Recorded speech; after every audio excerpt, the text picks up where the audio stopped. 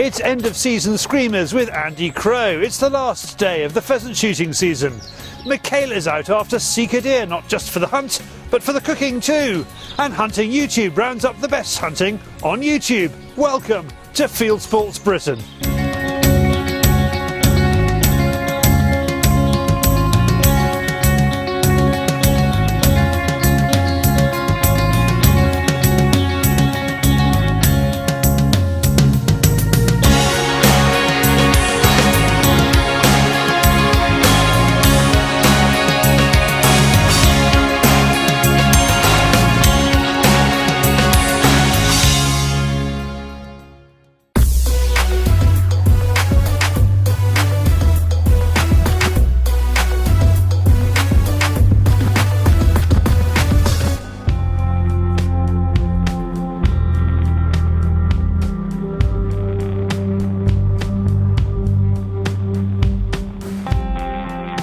We're squeezing the pips out of the game season. It's just hours before the bell tolls, and that's it for another year. So we're here with Andy and a team of guns out to make the most of it.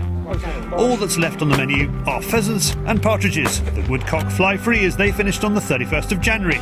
But as we arrive, crow, spots, parrot, keats. There's one or two about, keep hearing them. They've seen it all before, they keep out of the way. Any ash trees or any big trees that have got holes in, that's where they nest.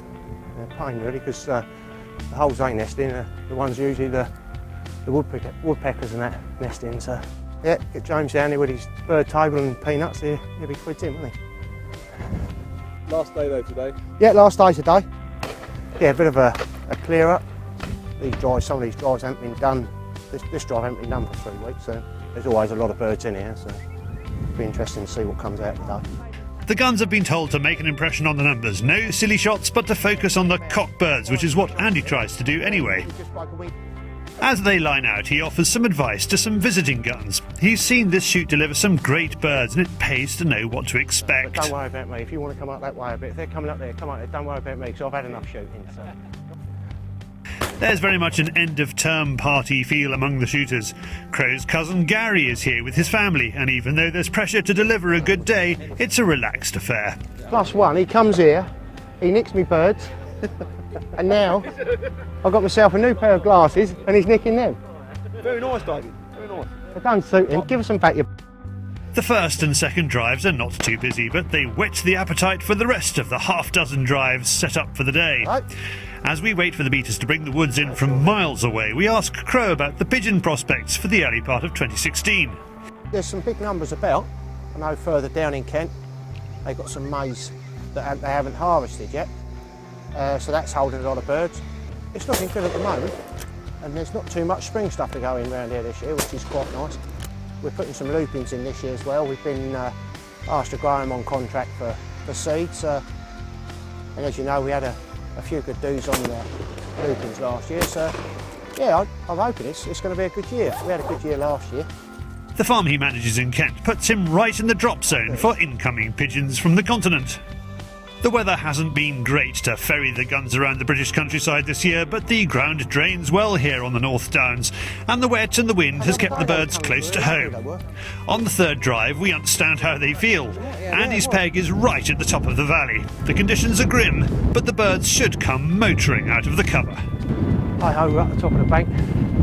See how it goes. These will be challenging birds here. They had the wind up there. Up their arse, so they'll be going like the clappers. But that wind is getting up. David's cold.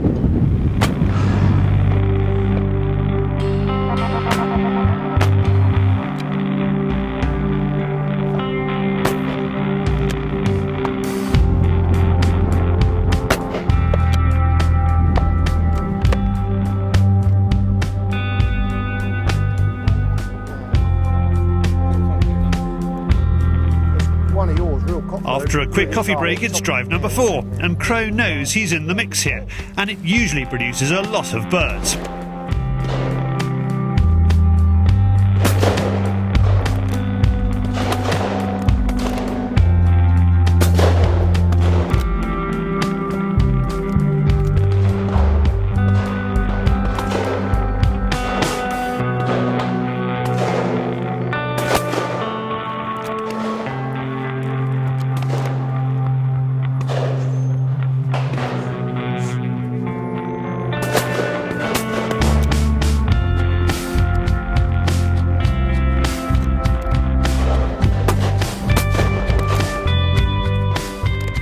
It doesn't disappoint. The game board Dark Storm stopping them in their tracks.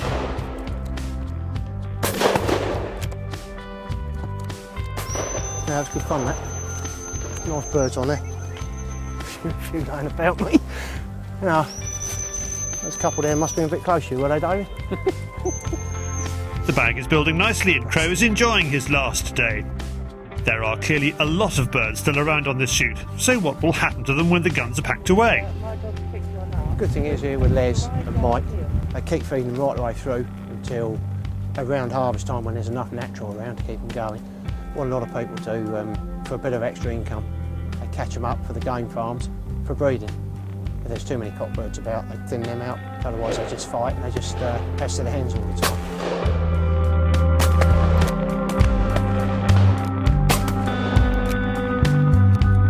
Drive 6 is Crow's favourite, but he thinks he's on the edge of the action up here.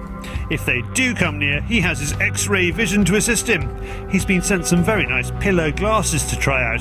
If people are using them on clays, why not game?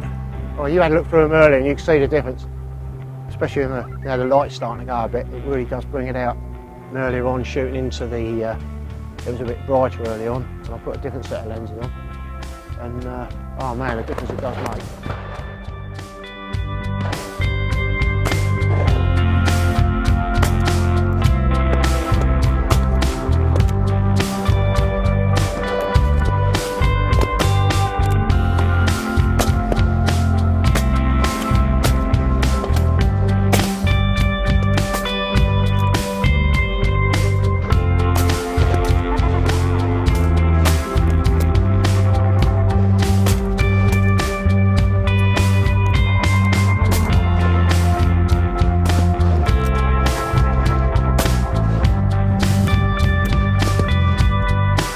Keep coming and it's a true finale to the season.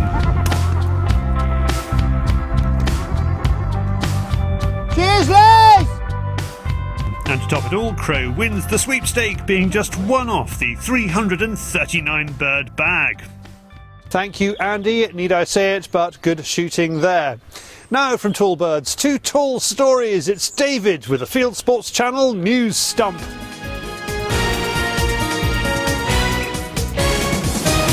This is Fieldsports Channel News. The battle for the next Republican president is now firmly in the area of hunting and shooting. Ted Cruz has been characterising Donald Trump as a New Yorker, only interested in acquiring golf courses. Now a new group called Sportsmen for Trump is touring the US, showing how keen Donald is on shooting sports. And they're using his sons, who are getting lots of free pheasant shooting as a result. A British gamekeeper who moved to the USA is having success with his English-style driven pheasant shooting business.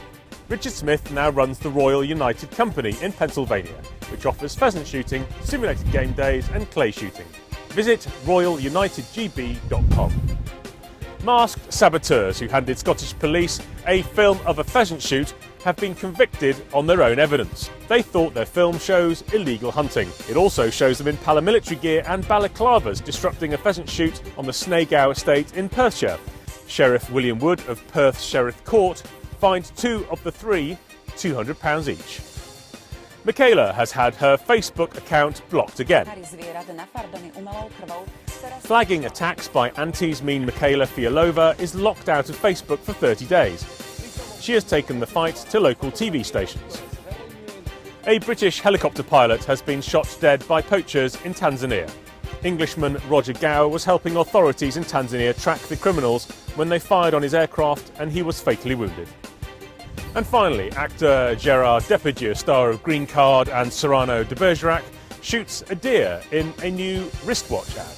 The commercial for Russian-made Kistos watches shows him holding a hunting rifle while kneeling behind a dead deer. Depardieu is a citizen of Russia in order to avoid high French taxes. In the ad, he says in French, "To hunt a deer, you always need to be on time. Thanks to my Kistos, I was on time, and it was his time." Apologies, you are now up to date with Fieldsports Channel News. Stalking the stories, fishing for facts.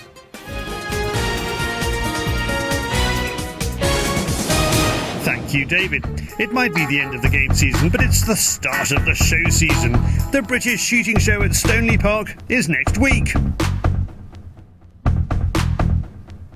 Now, it's still the sika stag stalking season in many areas. Just because the pheasants are over doesn't mean you need to stop shooting. Back in the autumn, Michaela went out in the Czech Republic.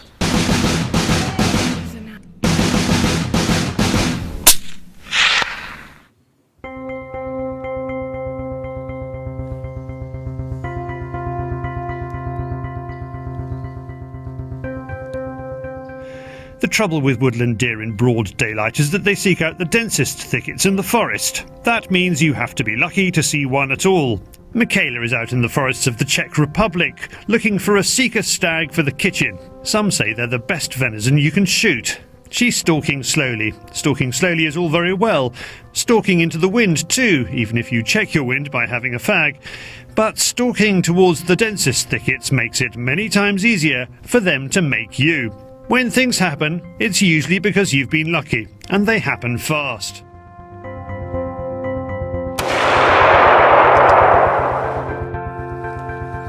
I just got the sika deer. It's a young one. He's like 1 year old. And it's perfect. It's a beautiful morning. We woke up early and we walk like 2 or 3 kilometers, which is not much. And he was standing here right behind the tree. So my guide Honza just said, look, here is a deer, and it happened so fast. And yeah, this is it. We're gonna have a fresh meat for lunch. So once she shoots it, she goes through the local tradition of the stag's last bite and a frond from the forest for her hat. And then she gets to cook it over an open fire. How romantic. Let's leave that kayak Bryn and go instead to a restaurant kitchen. Hi guys! Today we're gonna cook a sika deer. But the audio is awful, so why don't I talk you through it instead? Michaela calls this Czech farmer's steak easy to prepare and takes not much more than a minute to cook. Take fresh back straps from a young sika. You need to hang it. Cut off anything that doesn't look like fillet steak, slice it into 1 centimetre or half-inch strips. Make them even more tender with a tenderising hammer. Then you need 3 more ingredients for a crust. Flour, eggs, and breadcrumbs. Dip each steak in the flour, whisk the eggs, coat the floury steak with the egg, then push it into the breadcrumbs. Michaela typically does half her steaks with a crust and half without. She cooks them in 2 frying pans, the crusty ones in vegetable oil and the naked steaks in olive oil. The naked ones need just a minute or 2 and the crusty ones until the crust goes brown. Then cut up rosemary and sprinkle on top. Ta-da! You are a domestic god or goddess. I hope my friends will enjoy it. Because it's not just like go to the supermarket and buy it. I spent like 2 or 3 days on a hunt. We've been walking a lot, and then we finally shoot the deer. It was a young spike, so this meat will be delicious. If you want to go hunting in the Czech Republic with Top Yacht, have a look at topyacht.webnode.cz. And for more from Michaela, go to michaelkashunting.com. Michaela there, delicious as ever. Now from the Czech Republic to the wider world of hunting and shooting on YouTube, it is Hunting YouTube.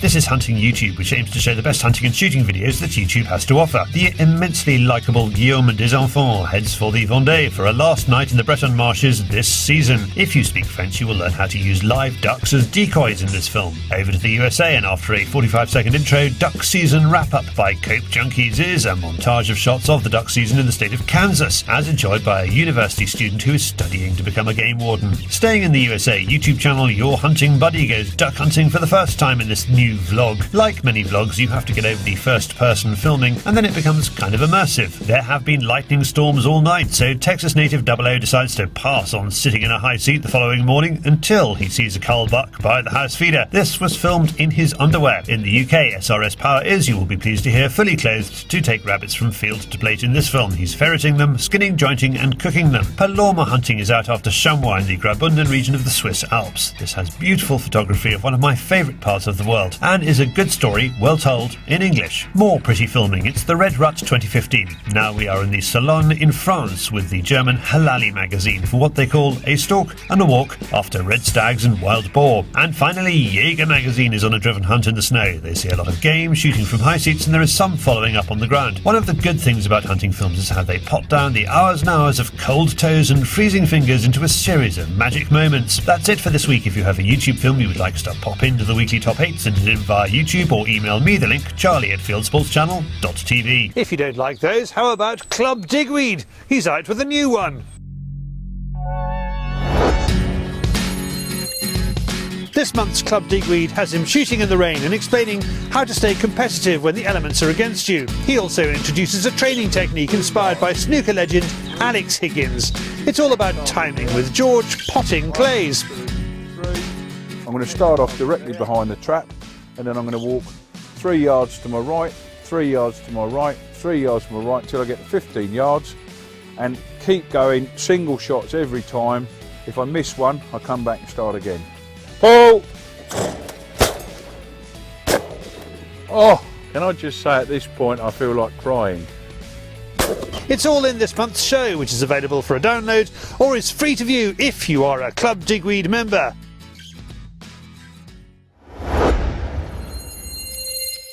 That's not all, we've also got airheads.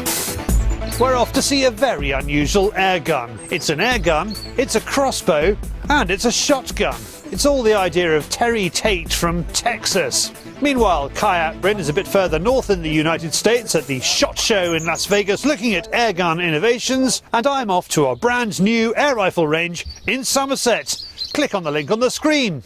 Well, we are back next week. If you have not done so, please go to our website, fieldsportschannel.tv. You can click to like us on Facebook, follow us on Twitter, subscribe to us on YouTube, or pop your email address into our register page, which syncs automatically with our constant contact email newsletter, and we'll get in touch with you every week, constantly, about our show, Fieldsports Britain. It's at 7 p.m. UK time every Wednesday, and this has been Fieldsports Britain. Good hunting, good shooting, good fishing, and goodbye.